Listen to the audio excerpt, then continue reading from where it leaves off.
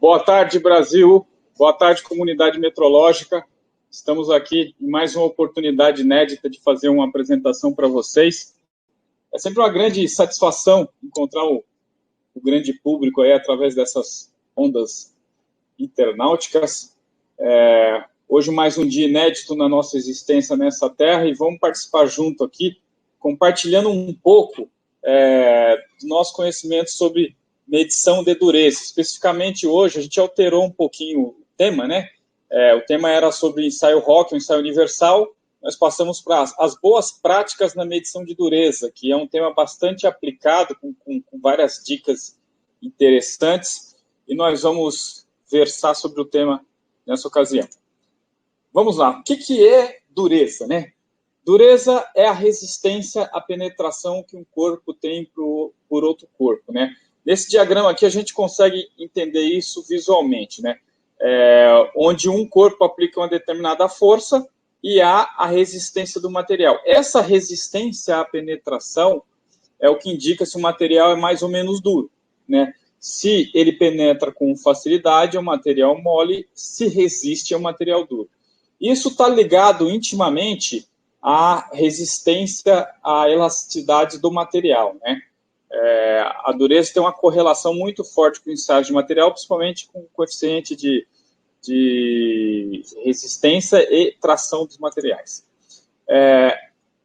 A escala inicial, assim, mais antiga que se tem origem, né, conhecimento, foi a escala de Mohs, a escala de dureza que foi colocada em 1812, né, por um mineralogista. Como ele era mineralogista, ele fez um estudo comparativo entre vários minerais, isso é bastante interessante, vendo qual mineral riscava esse outro mineral. Então, o que ele fez? Uma comparação, né? Lembrando que medir é comparar duas grandezas da mesma espécie para ver quantas vezes uma cabe na outra. Então, essa noção intuitiva fez o conceito da escala Mohs, de ver quantas vezes algo era mais duro que o seu elemento um pouco mais mole. Aqui no exemplo da escala, nós temos o talco. O talco está com o valor mais baixo, essa dureza, com 1, e o diamante, o valor mais alto, com 10. O que significa?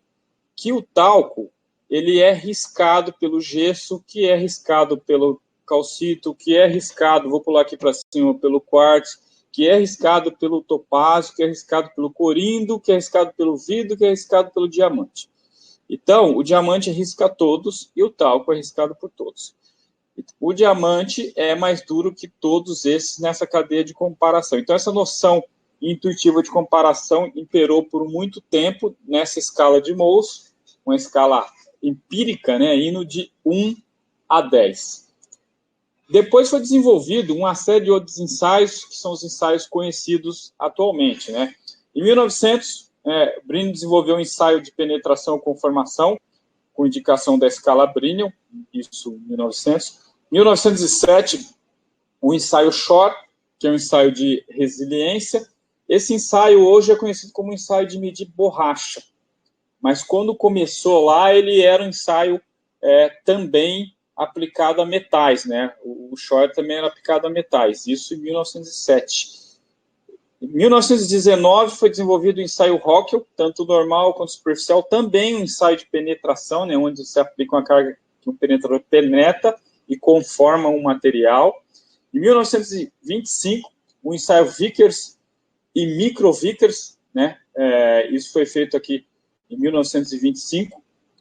Depois, seguindo uma variante do ensaio Vickers, uma evolução do ensaio Vickers, em 1939, temos a criação do ensaio Knupp, né?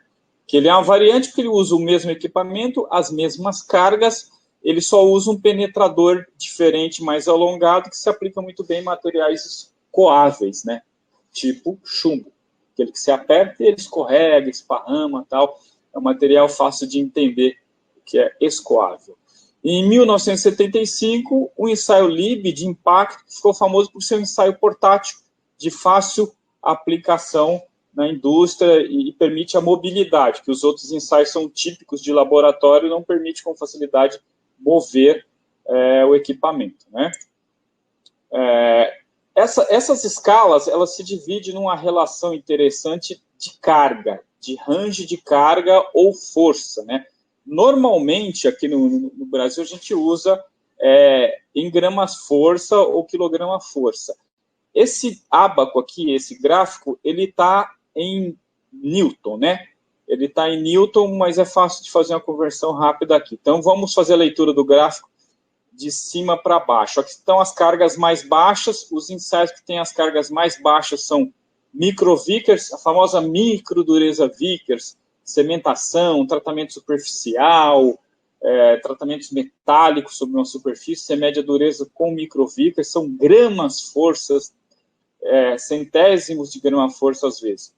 O ensaio Vickers, que vai de 300 gramas a 100 quilos, um ensaio Rockwell que vai de 15, 60, basicamente, 15 a 150 quilos, né, dependendo se é normal ou superficial, o range é de 15 a 150 quilos, e o ensaio Brinell de 750 quilos no ensaio normal até 3.000 quilos, mas existe também variantes do Brinell a partir de 1 quilo, existe 1, 10, 30, mas o que é mais famoso aplicado é aqui no torno de 750 e 3.000 quilos. Então, esse range de carga mostra a variação de ensaio, talvez explica o porquê de existir tantos ensaios diferentes, né? São ensaios que foram aplicando cargas diferentes para diferentes espessuras e durezas de materiais. Quanto mais duro o material, mais carga você tem que aplicar. Quanto mais fino o material, menos carga você tem que aplicar. Mais para frente a gente vê essas relações de força, carga e espessura de material.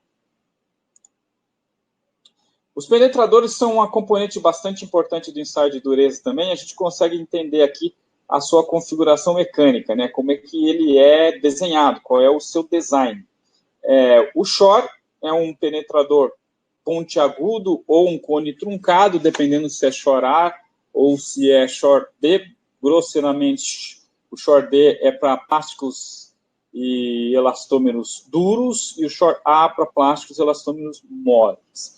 Lembrando que elastômeros é mais ou menos sinônimo de borracha, as borrachas, tem 1000 variações de borrachas, hoje tem compósitos, mas enfim, a borracha simboliza os elastômeros.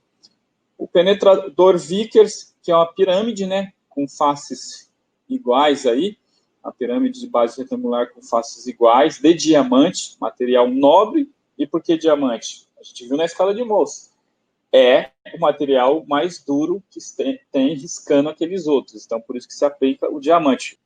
Então, temos aqui o penetrador Vickers com diamante, eu estava falando de diamante industrial. Temos o penetrador Brinell. O Brinell é um penetrador sempre de esfera. Tem várias esferas, né?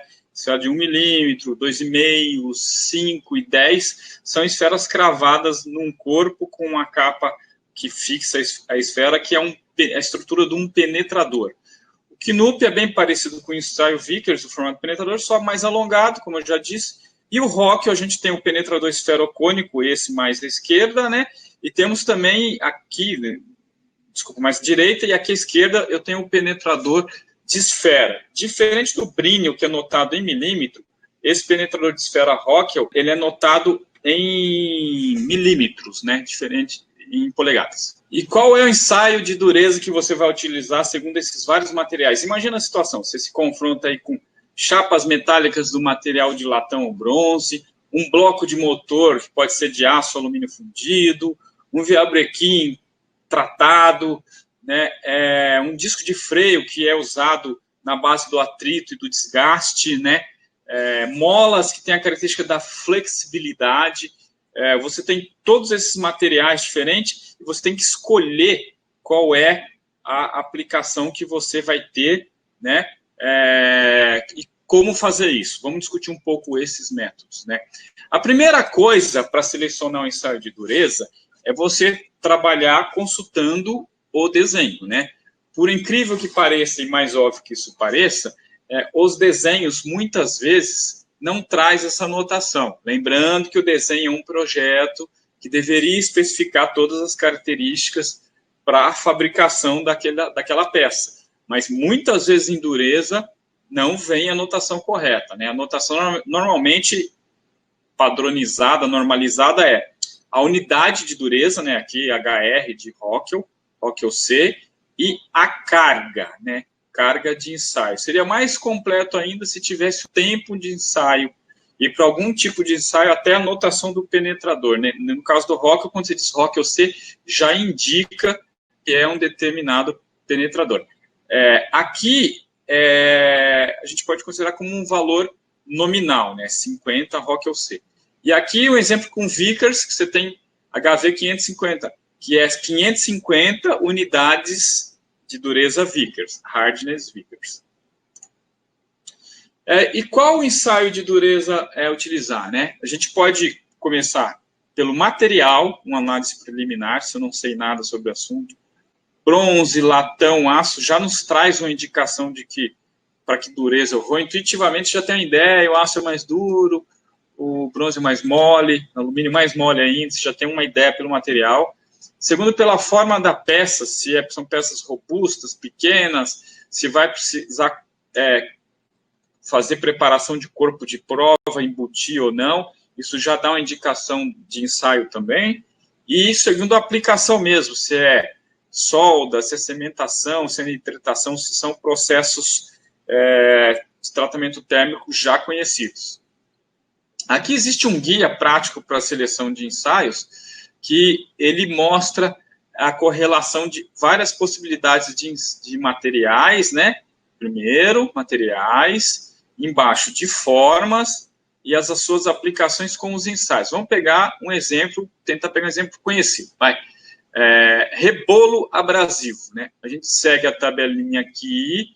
O rebolo abrasivo, ele é comum de ser medido com Rockwell, por incrível que pareça, né? Muita gente não sabia disso. Vamos pensar aqui em placas e componentes de grande tamanho estruturais. Por causa do tamanho da forma, você vai medir ou com um durômetro portátil, onde você leva o durômetro até a peça, ou com Brinell, ou com Shor, que também é portátil. E um exemplo aqui embaixo, pela aplicação, né? Quando você quer ver a dureza de soldaduras, especificamente de soldaduras, você vai medir sempre com Vickers ou Rockwell, né? Então, essa tabela de referência existe, né, no nosso site, existe na internet, existe norma indicativa disso, nos dá o norte do tipo de ensaio, segundo material, forma e aplicação. Né? Vamos falar um pouco mais dos detalhes dos ensaios. O ensaio Shor. O ensaio Shor é portátil, com aplicação em borracha e elastômeros, e ele tem essa vantagem da mobilidade. Você simplesmente apoia ele com a mão sobre a peça, deixa a força-peso agir, e ele dá o valor da dureza. No analógico tem um ponteirinho que trava e fixa o valor. No digital tem um botão Hold, que pode fazer o congelamento. Quando você tirar o instrumento daquele, ele está com a medida congelada, para você não ter erro de interpretação. Esses instrumentos, sendo digitais, têm facilidade de conectar ao computador e transmitir dados com sem fio para tratamento de controle estático de processo, análise de escapabilidade, histograma, carta controle, etc. Quando se exige um estudo mais normalizado, existe um conjunto de pesos padrões que você acrescenta sobre um suporte para fazer esse estudo normalizado. Isso quando o requerimento de plano de controle, de desenho de projeto, exige que, além de se fazer o Shor, se faça o Shor normalizado com determinada carga. Como é raríssimo isso acontecer, o que é aplicado mesmo é esse Shor de uso mais comum na mão mesmo. Você vai e encaixa aqui, lógico, tem que tomar cuidado com não manter o aparelho inclinado, tem que estar 90 graus, superfície limpa e tal, mas dá para fazer um ensaio segurando na mão, sim. Aqui, algumas aplicações dele, né? A gente tem uma série de escalas Shor, né? O Shor vai de A, B, C, D, D0, 0, 0, 0, 0, 0, 0 e M. Então, são vários tipos de Shor, né? Sendo que o mais comum é o Shor A, né? Para plástico de elastômeros mole, e o Shor D para plástico de elastômeros duro, né? Ele também serve para medir, por exemplo, cortiça, né? Uma curiosidade, né? A cortiça também é medida, só que aí mede com o Shor D ou um que está até faltando nessa tabela aí, que é o Shor E. Existe o Shor E também, que serve para medir cortiça, aí ele tem um penetrador tipo esfera. Existem padrões para Shor, esses padrões são de materiais elastoméricos, vamos dizer assim, que podem ser facilmente calibrados para fazer esse ajuste do aparelho. Aqui exemplo de aplicação numa furadeira. Por que a furadeira? Porque a furadeira deixa ele perfeitamente ortogonal, 90 graus da peça, e você tem um manipulo fácil de girá-lo e fazer a aplicação da carga, né? Assim como são os suportes normalizados. Então, quem não tem necessidade de fazer com peso normalizado, pode fazer numa furadeira, um balancinho, um outro mecanismo que faça a aplicação alinhada da carga. Existe o durômetro Lib, que é o durômetro de impacto. O durômetro de impacto, ele trabalha com um princípio interessante. Ele tem um gatilho aqui, que você engata isso e aqui dentro corre um martelinho. Esse martelo, ele é arremessado contra a peça, por isso que chama impacto. Então, ele bate na peça e volta, né? Então, ele é um ensaio de ecomecânico, é uma reverberação, né? Bate na peça, volta, é que nem jogar uma bolinha no chão, a bolinha bate e volta, né? Isso acontece com o metal também. O metal também tem elasticidade, a bolinha bate sobre o aço e volta. Por esse tempo de resposta aqui que ele volta, a velocidade com que ele volta determina o grau de elasticidade do material. Pelo grau de elasticidade, conclui o valor da dureza, né? Então, ele é um ensaio um pouquinho diferente dos outros, por ter essa característica de portátil e por fornecer também esse impacto, em vez de ser uma penetração, que é o mais convencional. Ele tem várias pontas, né, várias sondas de acessórios para acessar lugares restritos, como o dente de uma engrenagem, dentro de um furo, no canto de um canal, de uma peça, ou dentro de uma máquina, etc., né? Ele tem uma característica de requerimento obrigatório para fazer o seu ensaio. Primeiro, ter, né, o mínimo, né, de 5 quilos, o material não pode ser mais leve que 5 quilos, e a espessura mínima de 5 milímetros. Por que precisa ter essa massa? Porque ele trabalha com eco mecânico, né? Se você pegar uma chapa fina e bater nela, talvez você vai estar tendo uma reverberação, um eco do material base onde a chapa está apoiada, né? Então, o material tem que ter uma consistência, ele tem que ter massa, então, por isso, no mínimo 5 quilos ou 5 milímetros de espessura, correlacionados como características mínimas para fazer o ensaio. Temos aqui também alguns exemplos de aplicação, né, com o durômetro Lib, comentando uma coisa importante: ele é conversível para a escala segundo a norma STM, né? Na verdade, são pouquíssimas pessoas que sabem o que significa um valor em Lib. Se eu falar para você, olha, essa peça tem 132,5 libs, quem é que sabe o que significa Lib? Então, Lib não é uma escala comum, no sentido de você ter uma noção da dureza. Por isso que se trabalha muito medindo no Lib, porque ele é fácil de aplicar portátilmente, mas você converte o valor segundo uma escala de dureza, que pode ser para Vickers, para Brinell, para Rockwell C, para Rockwell B e para Shore, e também para a resistência dos materiais, né? A gente pode pôr aí o Newton por milímetro ao quadrado, ele também faz essa conversão. E o exemplo de aplicação bem interessante aí, uma peça enorme, né, como uma turbina aí do avião, tal, ou uma rede de geração, um sistema de geração hidrelétrica, a turbina é imensa, você pode fazer aplicação direto à turbina. Material, uma bobina de aço, né, que você, ou quem fabrica numa siderúrgica, ou quem recebe para processar esse material, ali no recebimento, em cima do caminhão, já fazer a aplicação da carga, já saber se está duro ou mole. A ferramenta, né, ferramentas de corte, estampo, repuxo, enfim, sopro, injeção, todas essas ferramentas de conformação e de moldagem podem ser medidas com durômetro portátil, né? Muitas vezes a ferramenta está presa lá na máquina, não é fácil de tirar e você tem que analisar se com o uso, o desgaste não perdeu a dureza, então você leva o aparelho até lá, a prensa, a injetora, enfim. Estruturas de máquina e barramentos, são peças enormes também, que não dá para você tirar um pedacinho dela, né, para levar, não dá para tirar um naquinho dela para levar para o durômetro fazer corpo de prova, então você mede usando o ensaio Lib, dureza de impacto portátil.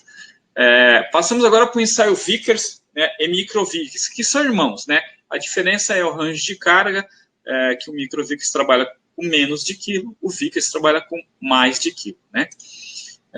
Vamos ver como é que é a carinha dele. Ele tem uma estrutura, né? Tem o batente onde você põe a peça, e é uma coisa típica do Vickers, você tem um microscópio, que você faz a aplicação da dureza e você identifica aqui no microscópio a dimensão dessa marca, que a marca é uma pirâmide.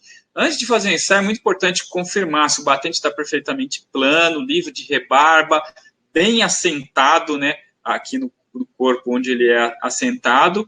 É interessante passar periodicamente um padrão, colocar um padrão e fazer uma aplicação da carga para ter uma noção, né? Os padrões acompanham, todo o durômetro que a Mitoe vende é acompanhado dos padrões para você ter uma noção se isso está medindo certo, fazer uma inspeção periódica usando o próprio padrão que vai com o aparelho.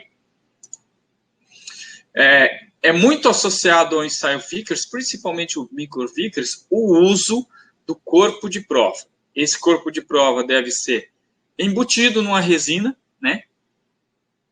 Os mais antigos, né, do meu tempo, eu estudei no livro de história, lembra do baquelite, aquela pecinha marrom, que era um pozinho, que você fazia o embutimento, ele endurecia e tal. Hoje tem várias resinas diferentes, tem máquinas de fazer preparação de corpo de prova, onde você embute o material ali, você corta, lixa, faz polimento, né?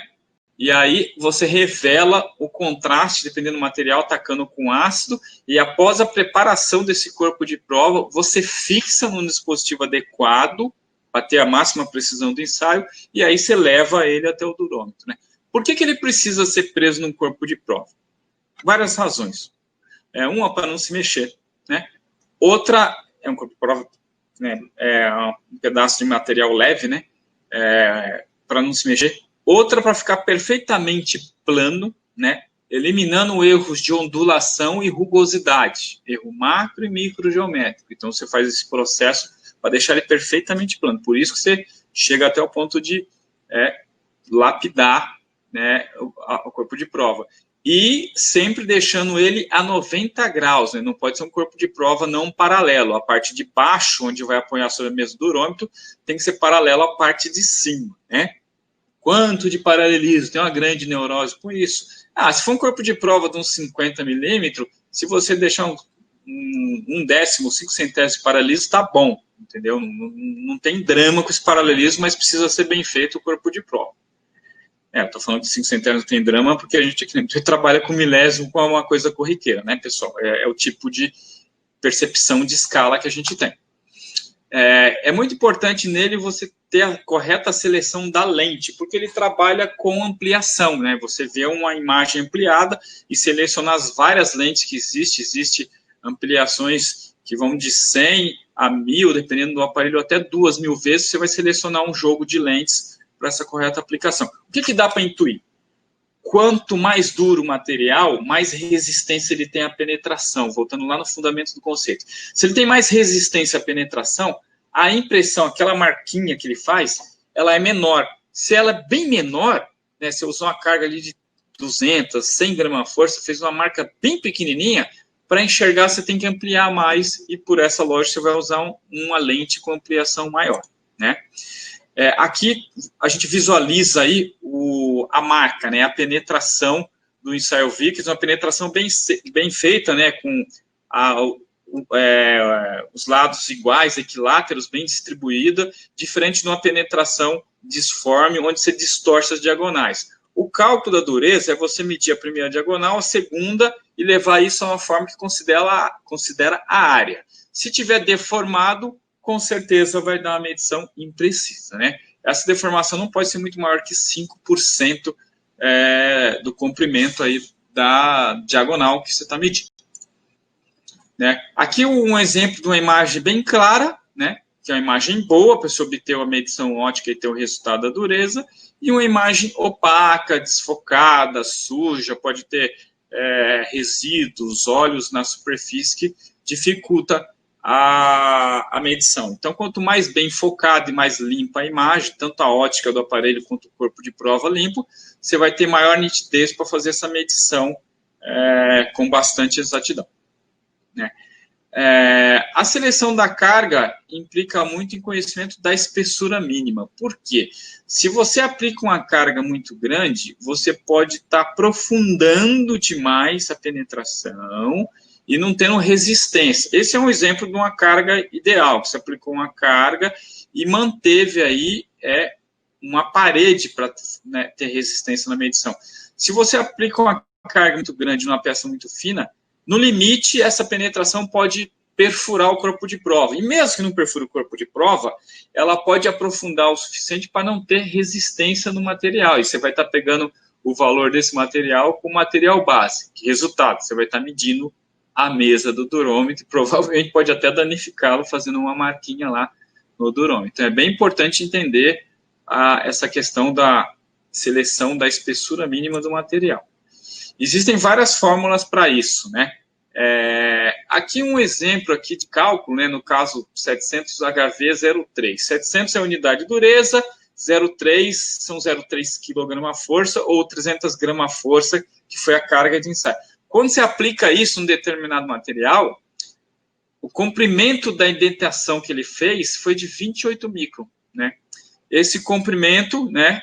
Se ele for um comprimento mal interpretado, ele em 1% de erro, ele pode gerar uma mudança, um desvio em até 14 Vickers de erro, né? Então, é muito importante ter cuidado na preparação do corpo de prova e na leitura para não incorrer nesses erros que consomem a exatidão do equipamento, né? Uma prática recomendada em norma, isso aqui são extratos da norma, né? Foram extraídos da norma, é você manter distância mínima entre uma aplicação e outra, né? Então, você tem que ter no mínimo 3 vezes o comprimento da maior diagonal entre uma aplicação e outra. Ah, Nelson, mas por que eu não posso aplicar uma bem pertinho da outra? Para aproveitar ao máximo o corpo de prova ou aproveitar... É muito comum você ver isso em padrão, né? O padrão todo perfurado, uma marca encostada na outra, porque se você encosta muito, você tem esforços laterais e você está comunicando, né, uma impressão com a outra, diminuindo a resistência nesse intervalo. Então, você não pode se aproximar, né? Quem é mecânico tem que ter muita intuição mecânica, né? Então, se aproxima isso, a peça é muito fina, você está diminuindo a resistência daquele corpo de prova. Então, existe norma que estabelece esses parâmetros mínimos de distância, né? Inclusive de distância da borda, né? Mesmo que seja uma aplicação única, essa aplicação única não pode estar no mínimo menor do que 2,5 vezes o comprimento da diagonal. Então, ela tem que estar longe da borda. Por que longe da borda? Porque aqui na borda tem atmosfera, não tem nada aqui, né? Tem atmosfera, você não tem material, né? Aqui é vazio de material, por isso você tem que manter uma distância pela mesma lógica da resistência. O saio de micro dureza Vickers é muito aplicado a materiais que escoam, né? O titânio, o chumbo, estanho, é o KNUP, né? O KNUP também tem que respeitar essas distâncias mínimas. O ensaio Vickers, o micro Vickers e o KNUP, todos têm que respeitar essas distâncias. O que muda são as cargas de ensaio entre o Vickers e o micro Vickers e o penetrador, que não é o dessa imagem, deve estar no próximo slide, que é o penetrador alongado do KNUP. Ok? Quando a distância recomendada não pode ser adotada, o que você faz quando não pode usar a distância mínima, né? Uma estratégia é usar o zigue-zague, né? Em vez de fazer uma aplicação em linha, você zigue-zaguear essa aplicação, aproveitando mais o material. Aqui tem um exemplo de uma medição em Vickers ou micro Vickers na camada descarbonetada. Ela sofreu um tratamento térmico, né? Foi temperada, perdeu o carbono aqui, né? E essa camada, você pode fazer uma série de aplicações. Isso aqui é um perfil do material, foi cortado, por isso que a gente enxerga a camada. Se não consegue ter a distância mínima, você vem na diagonal, ou faz em zigue-zague, né? Então, são truques para você respeitar essa distância mínima. Ah, mas para que fazer tanta aplicação seguida, uma após a outra aqui nesse material? Para justamente ver a relação da variação da dureza à medida que ela se aproxima do material base. Então, aqui em cima na camada é mais duro. no meio da camada, mais mole. No finzinho da camada, já encostando no material base, é mais mole ainda, né? Então, esse estudo, muito usado em cimentação, que você vê a profundidade versus o valor da dureza, gera um gráfico clássico, né? Que é o gráfico de estudo de penetração em cimentação, ok? Aqui, agora correto, eu tinha me antecipado, é aqui o penetrador quinúbico, o formato mais alongado, né? Ele é muito aplicado no material Kisco, já comentei, como chumbo. Aqui nós temos um videozinho, eu queria mostrar para vocês um durômetro funcionando. O vídeo não está aqui, nós vamos seguir sem ele mesmo. Aquela hora que houve uma queda, eu acho que eu fiquei sem o vídeo, né? Foi isso que aconteceu. Então vamos seguir. Nós temos aqui um ensaio Rockwell, né? Esse ensaio Rockwell nós temos a aplicação da dureza de cargas, né? De 15, 30, 45 para Rockwell superficial, 60, 100, 150 para Rockwell normal, né? Os aparelhos têm essa configuração, pode ser modelo analógico ou digital, né? E pode ser modelos mais automatizados com mesa motorizada, inclusive, né? Inclusive, mesa motorizada, que é o modelo HR600. Aqui o princípio, né? Ele aplica uma penetração de força, chamada... ele aproxima, aplica uma penetração de força chamada pré-carga. Para que serve a pré-carga? Para amortecer oscilações mecânicas residuais que todo material tem. Pessoal, vamos pensar, isso antes de ser um aço, né, ele era um minério que estava enterrado lá no subsolo da Terra, submetido a eras de transformações, de calor, de erupções, de movimentos tectônicos. Uma série de coisas aconteceu nesses milênios. Esses materiais são antigos, gente. Quando chega um pedaço de aço na sua mão, ele tem eras de existência. Então, esses minérios sofreram várias coisas. E o processo todo de fabricação do minério em transformação em aço tem muito esforço, calor, força, transformações brutas, né? Aumento de temperatura, queda de temperatura. Então, tudo isso afeta a estrutura do material e traz com ele uma memória.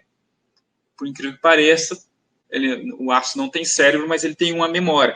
Essa memória, essas oscilações que estão guardadas aqui dentro, ela tem que ser amortecida com a aplicação da pré-carga. Então, a pré-carga tira essa memória residual, aplica uma carga inicial, né, para depois aplicar a carga adicional, dando o total do ensaio. Exemplo, se é um ensaio Rockwell C, 150 kg. Aplica 10 kg primeiro, amortece essas oscilações, depois soma mais 140, perfazendo 150 quilos, aí aplica a carga total. Da aplicação dessa carga total, você remove ela depois de 7 a 13 segundos, é um tempo variável que varia conforme o material, é muito comum usar 7, você remove essa carga e o que sobrar de profundidade é pela profundidade que o durômetro mede o valor da dureza, né? Então, ele tem um medidor de profundidade, um medidor de indicação de profundidade, que com altíssima exatidão mede essa dureza. Para termo de curiosidade, né? Na escala Rockwell normal, a cada 2 microns que você aprofunda, a cada 2 microns você tem uma unidade Rockwell normal. Na escala superficial, a cada 1 micron aprofundado, cada 1 micrinho que a força aplicada na peça, a cada 1 micron aprofundado residual, né, você tem um valor de 1 unidade do Rockwell superficial. Aqui os penetradores, as combinações de penetradores e esferas que nós temos. Nós temos várias combinações, né?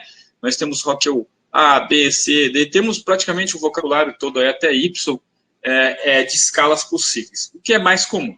Escalas Rockwell C, antes de tudo, e B. Rockwell C, vou dar um exemplo, 150 quilos, penetrador de diamante. Rockwell B, né, 100 quilos, penetrador de esfera. Esse penetrador de esfera tem várias medidas. Aqui está em milímetro, né, mas ele é notado realmente em polegada, né. Então, ele é 1/8 de polegada, 1/16 de polegada, meia polegada, 1/4 de polegada, meia polegada, né. Então, o ensaio Rockwell é notado em polegada, que é notado em milímetro, é o ensaio Brinell, né. Então, a combinação de força versus tipo de penetrador, você obtém um ensaio.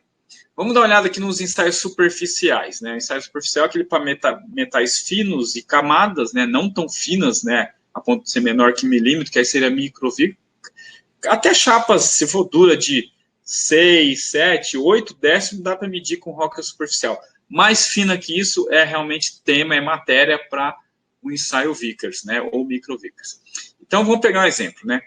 O ensaio, famoso ensaio 45T. Ele é 45 quilos de aplicação, penetrador, né, de esfera, está aqui na tabelinha, a gente corre aqui, de 1/16 de polegar. Então, é fácil de identificar isso, porque no aparelho vem, né, os modelos mais antigos, vem até a tabela colada, ou no seu manual, ou às vezes até no seu processador eletrônico, tem ali as indicações da seleção de carga versus tipo de penetrador. É muito importante no ensaio Rockwell você também determinar a espessura mínima, né, e tempo de ensaio. A espessura mínima, ela pode ser identificada através de um ábaco. Esse ábaco, ele representa uma equação cascuda, né? Mas para a gente não ficar aqui gastando tempo com entendimento dessa equação, foi construído um ábaco bastante prático, onde você faz o cruzamento, né? Nesse eixo Y você tem a espessura mínima, e aqui no X, né, você tem a dureza Rockwell, né? Então, se você já sabe, a minha peça, pela especificação de desenho, é 50 Rockwell. Eu subo aqui, cruzo isso com o ensaio que eu estou fazendo, se for 50 Rockwell C. Eu subo lá em cima, encontrei os 50 aqui com a linha diagonal que é do Rockwell C. E venho para a esquerda. Então, eu vejo aqui que 1, né, milímetro é a espessura mínima para fazer o ensaio Rockwell C com valor de 50. E 50 Rockwell C é duro. E por que eu preciso, mesmo material duro, de 1 milímetro de espessura? Porque Rockwell C vai aplicar 150 quilos. É uma castanhada, né? É 150 quilos em cima do pobre corpo de prova, né? Então, 150 quilos sobre esse corpo de prova, ele tem que ter parede para resistir, né? Se fosse no velho Nelson aqui, eu aguentaria só 60 quilos. Mentira. Aguentava antigamente. Hoje eu aguento uns 30, olha lá. Uns 30 quilos dava para resistir. Agora, o gráfico da força versus o tempo, né? É também importante entender como o ensaio se desenvolve. Ele tem um começo do tempo que você tem uma aplicação aqui da carga, sobe, estabiliza essa carga, né, que é pré-carga, depois carga total, estabiliza essa carga, depois tem a remoção da carga e sobra um residual onde você vai estar fazendo essa medição, né, que é quando você tira a carga que você tem ali o resultado. Aqui mais ou menos o desenvolvimento do tempo. Esse tempo é mais ou menos de 7 a 13 segundos, o muito comum de ser usado com a dureza Rockwell, né? Aqui a gente tem um exemplo de um Brinell macio, que pode ser até deixado durante 60 segundos, mas o comum é trabalhar aqui, ó, né? 10, 15, no calor de uma produção se mede com 7, 8 segundos, é o que costuma ser feito mesmo na prática, né? Isso é a recomendação normativa. Os mesmos cuidados do Victor, limpar o batente, ver se o penetrador está tudo ok, se ele tem integridade, né? O penetrador às vezes quebra, né? Às vezes cai no chão, né? O que acontece quando alguém derruba o penetrador no chão? Avisa para todo mundo, quebrei o penetrador. Às vezes não avisa, né? Às vezes fica quietinho, tal, põe o penetrador lá no durômetro e continua medindo, outra pessoa medindo e pode dar resultado bem errado e arrumar uma confusão. Então, na dúvida, no processo de inspeção, você limpa o batente, tira a rebarba, tal, eventuais riscos com a pedrinha de polir, você dá uma conferida na integridade no assentamento do penetrador, principalmente o assentamento, que é o que garante que ele fica a 90 graus do que vai ser medido, vê se no microscópio o projetor, se a pontinha dele está inteirinha, se não quebrou. Se quiser passar um padrão, não esquece das regras de distanciamento, não é social, nesse caso, distanciamento mínimo entre uma aplicação e outra. Você não pode fazer isso, né? Não pode transformar o penetrador de dureza numa peneira, encher ele de furo, não ter espaço mais para nada, né? Você tem que ter as distâncias mínimas que a gente viu lá, aqueles valores recomendados. Senão você perde confiabilidade na hora de conferir a verificação do aparelho, né? É importante que a peça esteja bem apoiada em 90 graus. Então, peças curvas, você tem que criar um batoque. Se tiver sujeira, você tem que eliminar. Se tiver concavidade ou formas complexas, você tem que fazer dispositivos que acolham ou fixem essa peça de forma que ela não pode se mexer. Ah, mas Nelson, disseram que não pode medir sobre uma peça redonda. Pode medir sobre peça redonda, seja côncava ou convexa, né? Curvinha para cima, curvinha para baixo, a gente pode medir numa peça desse formato. O que é importante, né? É que ela esteja fixa e, ao medir numa peça curva, você faça a compensação do raio. Você tem que medir esse raio aqui e ir numa tabelinha que vem junto com o manual do aparelho para fazer a compensação, reduzindo esse valor da dureza. Normalmente é isso que você vai fazer. Os aparelhos eletrônicos já têm a tabela dentro do processador. Então, você só informar, vou medir um côncavo, tem que informar se é côncavo e convexo, porque a fórmula é diferente. Vou medir um côncavo que o diâmetro é 50 milímetros. E ele já faz a medida compensada, né? Esses macetes fazem uma super diferença em intercomparação de medida. Aquela história, você mediu aqui, mandou para o seu fornecedor, o fornecedor mediu, deu um valor totalmente diferente. Às vezes são esses macetes, pequenos conhecimentos de boas práticas que faz toda a diferença. Um ensaio Rockwell pode ser aplicado em vários materiais, vibrequim, parafuso, pistão, etc. Agora aqui o ensaio Brinell, né, a gente tem a aplicação da esfera, né, essa esfera aplica uma carga de 10 quilos em pré-carga e vai de 1 quilo a 3.000 quilos, sendo uma esfera. O ensaio Brinell é muito conhecido por aplicar em materiais fundidos com carepas grossas, por exemplo, uma roda de trem, uma base fundida, onde você não tem como ficar tratando a superfície para aplicar a carga, aí não tem brincadeira, né? Aí é medição de dureza raiz mesmo, você vai aplicar 3.000 quilos, né? Uma carepa grossa e tal, então não tem que ficar fazendo polimentinho, superfície planinha para aplicar 10 gramas força e tal. O ensaio Brinell é para peças mais brutas, mas ele tem bastante aplicação na indústria de fundição, principalmente, né? Processo de fundição, então, bem prático, fundição ou alguns materiais porosos que exigem esfera grande para não entrar nos poros dos materiais, como o ferro fundido, ou alguns materiais um pouco mais mole, mas especificado em Brinell pela sua alta elasticidade, que é o caso do alumínio. Muitas vezes o alumínio existe várias ligas, mas dependendo do alumínio, aquele alumínio tipicamente mole, ele é especificado em Brinell. Aqui alguns detalhes do ensaio do material. Normalmente o penetrador é de aço, né? Ou quando eu tenho HBS, o S é de steel aço, ou W é de carboneto de tungstênio, antigo carboneto metálico. Os veteranos vão lembrar Vidia, né? O W de Vidia, né? Carboneto metálico de tungstênio. Esse penetrador mais duro é aplicado a materiais mais duros ou que quer ter uma vida útil maior do penetrador também. Normalmente o tempo de ensaio é de 10 a 30 segundos, um pouquinho maior que no Rockwell, né? Isso varia conforme o material. Qual que é a lógica do tempo de ensaio por tipo de material? Quanto mais mole o material, mais tempo você deve deixar a carga aplicada. Por quê? A gente está medindo a elasticidade, né? Então, você tem que vencer o regime de deformação plástica.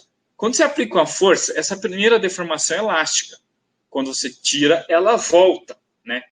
Então, por isso você aplica a carga, aplica uma força e permanece. Então, quanto mais elástico é o material, mais você tem que permanecer com a força para o tempo ajudar a vencer o regime elástico e passar para a zona de deformação plástica, né? A explicação disso, né, leva a lógica que o ensaio de dureza é intimamente relacionado com o estudo de resistência de materiais, penetração. Se você precisar fazer um ensaio de tração e não tiver máquina, você pode correlacionar com o valor da dureza, né? Isso é uma dica bastante importante de aplicação bem prática, né?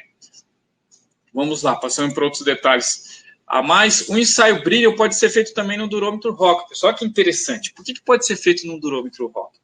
Porque a gente adiciona pesos adicionais, né? Desculpa a redundância, adiciona pesos extras, né? E usa uma lupa para fazer medição. Então, eu ponho pesos Brinell, aplico a carga que é do ensaio típico Brinell, e com essas lupas eu meço o diâmetro da calota, eu tenho um resultado de medição Brinell no aparelho Rockwell. Por que isso é relevante? Porque é econômico, né? E economia é uma coisa muito relevante, né? Então, você consegue, num simples aparelho Rockwell, ter uma medição também Brinell, né? Com investimento bem mais baixo, que em termos de equipamentos de porte, o Rockwell é o mais barato de todos os ensaios, o Brinell é intermediário e o Vickers é absolutamente mais caro por causa da sua alta exatidão, né? De construção, hein? De todo o seu sistema mecânico. Então, você consegue fazer um ensaio Brinell no durômetro Rockwell tendo uma aplicação mais barata. Então, o aparelho passa a ser Rockwell normal, superficial e Brinell. Aqui já mostra também a introdução dos aparelhos digitais motorizados, né?